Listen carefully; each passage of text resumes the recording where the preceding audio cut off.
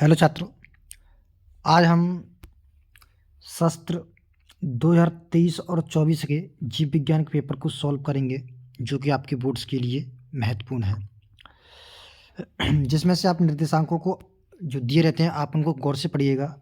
जैसे कि आपकी समय अवधि है 3 घंटे 15 मिनट, और जिसमें से मैंने आपको पहली वीडियो में बताया था कि प्रारंभ के 15 मिनट विद्यार्थी को या परीक्षार्थी को प्रश्न पत्र पढ़ने के लिए निर्धारित हैं या दिए जाते हैं। सभी प्रश्न करना अनिवार्य है। ये सारी जो चीज़ें निर्देशांक दिए रहते हैं बोर्ड्स की तरफ से, ये आपको पढ़ना आवश्यक है। इन निर्देशांकों को पढ़कर ही आप पेपर को सॉल्व करें तो अच्छा रहेगा, क्योंकि बिना पढ़े अगर आप किसी भी सवाल को सॉल्व करते हैं या क्वेश्चन को सॉल्व करते हैं तो आपको दिक्कत हो सकती है। आप देख सकते हैं इसका जो पूर्णांक है वो 70 नंबर का है, 70 का, और प्लस नंबर आपको जो 30 नंबर है वो प्रैक्टिकल तरफ से दिए जाएंगे, तो आपका पूर्णांक पूरा हो जाएगा, पूरा हो जाएगा आपका 100 नंबर का। ठीक है। तो चलिए हम चलते हैं आगे। इसमें जो क्वेश्चन जो दिए हैं आपके टिक मार्क जो दिए हैं, क्वेश्चन की बात करते हैं। देखिए पहला क्वेश्चन है कि निम्नलिखित में से कौन सा भाग पुष्प नर जनन अंग का प्रतिनिधित्व करता है। तो देखिए बहुत अच्छी बात है, ये क्वेश्चन आपका नर पुष्प से लिया गया है। तो नर पुष्प का देखिए आपका जो भाग है वो होता है पुमंग, इसको पुंकेसर के नाम से भी जान सकते हैं कि पुमंग वह भाग होता है जो नर जननांग या नर पुष्प के जननांग का प्रतिनिधित्व करता है। तो इसका आंसर जो है, answer number first is the correct answer of the question. दूसरा क्वेश्चन है आपका, जो दूसरा क्वेश्चन दिया, मनुष्य में संतान का लिंग निर्धारण होता है। तो देखिए इसमें देखिए माँ के लिंग सूत्र से, अंडाशय के माप से, शुक्राणु के माप से, या पिता के लिंग सूत्र से। तो इसका जो करेक्ट आंसर होगा वो चौथा होगा, क्योंकि पिता का जो लिंग सूत्र होता है उसके द्वारा ही मनुष्य में संतान का लिंग निर्धारण होता है। और जिसमें से आपने देखा होगा जो नर होता है उसके गुणसूत्र क्या होते हैं, एक्स और वाई करके रहता है। जो आप देख रहे हैं इसको एक्स और वाई करके रहता है। ठीक है, समझ रहा है कि नहीं आ रहा है। तो ये आपका है पिता के गुणसूत्र। दूसरा क्वेश्चन है, जेनेटिक इंजीनियरिंग का उपयोग करते हैं चिकित्सा के क्षेत्र में, कृषि के क्षेत्र में, इन दोनों में, या इनमें से कोई नहीं। तो आपका जो करेक्ट आंसर होगा वो होगा, करेक्ट आंसर होगा ऑप्शन नंबर 3, इन दोनों में। जो जेनेटिक इंजीनियरिंग का उपयोग होता है वो चिकित्सा के क्षेत्र और कृषि के क्षेत्र दोनों में किया जाता है। ठीक है, चलिए लास्ट क्वेश्चन मार्क पर चलते हैं। तो देखिएगा इसमें जो क्वेश्चन दे रहा है कि निम्न में से, क्वेश्चन दे रहा है आपका, निम्न में से किस में जैव विविधता का तप्त स्थल समझा जाता है। ठीक है, निम्न में से कौन सा जो स्थल है वो तप्त स्थल के नाम से जाना जाता है या समझा जाता है। तो देखिए इरावती पर्वत है, दूसरा है क्या, इंडोगैंटिक मैदान, या पश्चिमी घाट, या पूर्वी घाट। तो आपका जो उत्तर होगा वो उत्तर नंबर होगा third is the correct answer. ठीक है, तीसरा जो पश्चिमी घाट है वो आपका वो जैव विविधता तप्त स्थल के नाम से जाना जाता है।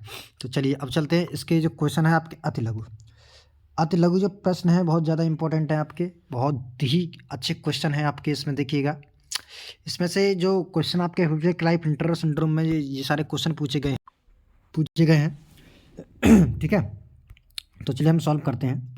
तो देखिए जो क्वेश्चन दिया है, तो देखिए जो क्वेश्चन दिया है, पहला क्वेश्चन जो हमारा क्या अति लघु से है, अति लघु का क्वेश्चन जो दिया है हमारा, ठीक है, अति लघु से है।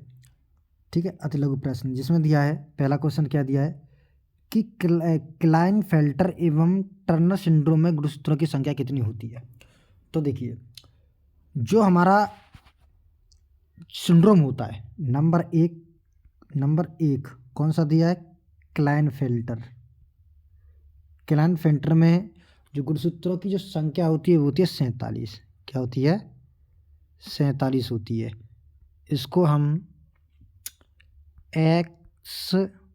एक्स वाई द्वारा प्रदर्शित कर सकते हैं। ठीक है, क्लाइनफेल्टर सिंड्रोम में जो गुणसूत्रों की संख्या होती है वो होती है 47। और टर्नर सिंड्रोम जो टर्नर सिंड्रोम होता है उसमें जो गुणसूत्रों की संख्या होती है, टर्नर सिंड्रोम में जो गुणसूत्रों की संख्या होती है वो आपकी संख्या होती है 45। कितनी होती है, 45 होती है। तो आपको पता होना चाहिए क्लाइनफेल्टर सिंड्रोम होता है उसमें गुणसूत्रों की संख्या 47 होती है, और टर्नर सिंड्रोम में गुणसूत्रों की संख्या कितनी होती है, आपकी संख्या जो होती है वो होती है आपकी 45। तो चलिए अब नेक्स्ट क्वेश्चन है हमारा, क्या पूछ रहा है कि नर जन्म कोशिका में या कोशिकाएं किस विभाजन के द्वारा शुक्राणु का निर्माण करती हैं। तो देखिए आपको बता दूं कि जितनी भी नर जन्म कोशिकाएं होती हैं वो समसूत्री विभाजन द्वारा, कितना समसूत्री मतलब 2n के द्वारा हम इसको प्रदर्शित कर सकते हैं कि समसूत्री विभाजन द्वारा इन कोशिकाओं का निर्माण होता है। ठीक है, समसूत्री विभाजन द्वारा जो होता है तो कह सकते हैं, गुणसूत्रों का निर्माण होता है तो कह सकते हैं आप समसूत्री विभाजन द्वारा। क्या कह सकते हैं? समसूत्री विभाजन द्वारा। ठीक है, समसूत्री विभाजन द्वारा नई जन्म कोशिकाओं या नए शुक्राणु का निर्माण होता है। तो ठीक है, अब क्वेश्चन जो दिया है वो क्वेश्चन आपका जो दिया है वो दिया है कि घ वाला क्वेश्चन दिया आपका घ वाला कि परागकण मात्र कोशिकाओं में गुणसूत्रों की संख्या क्या होती है। तो देखिए परागकण गुणसूत्रों की संख्या होती है वो द्विगुणित होती है। क्या होती है? द्विगुणित होती है। आप लिखते हुए चलिएगा, द्विगुणित होती है। ठीक है, ये आपका ग वाले का आंसर है कि परागकण मात्र कोशिकाओं में गुणसूत्रों की संख्या क्या होती है? गुणसूत्रों की संख्या द्विगुणित। इसको हम प्रदर्शित कर सकते हैं 2n से कर सकते हैं। ठीक है, इसको हम प्रदर्शित करते हैं 2n से। किससे करते हैं? इसको कर सकते हैं हम 2n से। ठीक है, द्विगुणित जो होती है इसको हम 2n से प्रदर्शित करते हैं। ठीक है, चलिए अब चलते हैं आगे। क्वेश्चन हमारे दे रहा है, आप देख सकते हैं इसमें जो क्वेश्चन जो दिया है। ठीक है, जो क्वेश्चन जो दिया है हमारा कि उस एंजाइम का नाम लिखिए जो डीएनए को अणु को खंडों में तोड़ देता है। ठीक है, या कह सकते हैं उस डीएनए का नाम, उस एंजाइम का नाम लिखिए जो डीएनए को काटने का कार्य करता है। तो इसका उत्तर है प्रतिबंधन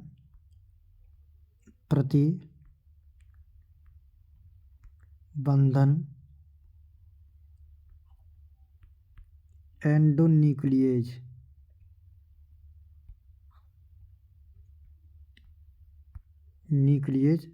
एंजाइम ये होता है। ठीक है, यही एक ऐसा एंजाइम होता है जो डीएनए को खंडित करने में या डीएनए को काटने में सहायक होता है।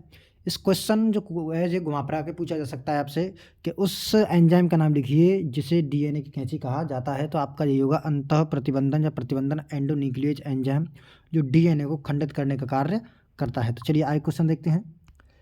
समष्टि में परिकल्पित पिरामिड्स किस प्रकार का या किस प्रकार के होते हैं। तो देखिए समष्टि में परिकल्पित जो पिरामिड्स होते हैं किस प्रकार के हो सकते हैं। तो देखिए पिरामिड जो होते हैं वो क्या हो सकता है? उल्टे हो सकते हैं। क्या हो सकते हैं?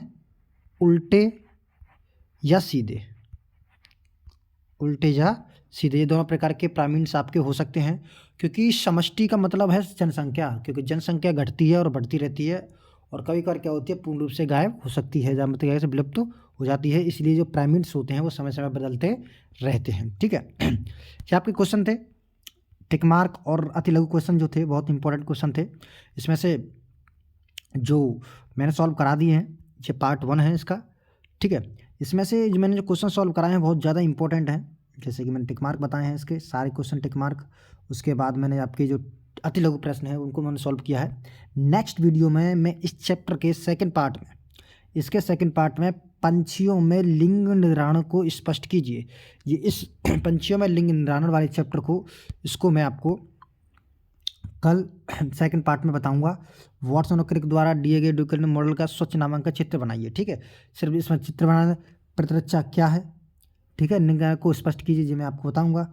और आर्किड के पौधे कहते हैं आर्किड के पौधा आम के पेड़ की शाखा पर उग रहा है। आर्किड और आम के पेड़ के बीच के पार्श्व संबंध को स्पष्ट करें। तो इसमें कौन सा संबंध रहेगा? इन क्वेश्चनों को बहुत अच्छी तरीके से डिटेल से हम लोग नेक्स्ट वीडियो में जानेंगे जो कि आपके बोर्ड्स के लिए कुछ ज़्यादा ही महत्वपूर्ण है।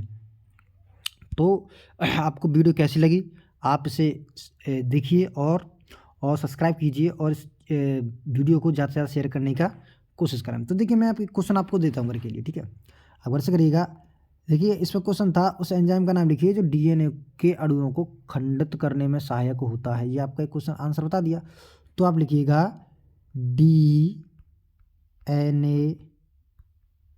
का गोंद, डीएनए का गोंद किसे कहते हैं? ये आपका क्वेश्चन है, डीएनए का गोंद किसे कहते हैं। आप इस क्वेश्चन का आंसर कमेंट में ज़रूर लिखिएगा, ठीक है। तो नेक्स्ट वीडियो में मिलते हैं, जिसमें हम लघु त्रि के सारे प्रश्नों को हल करेंगे।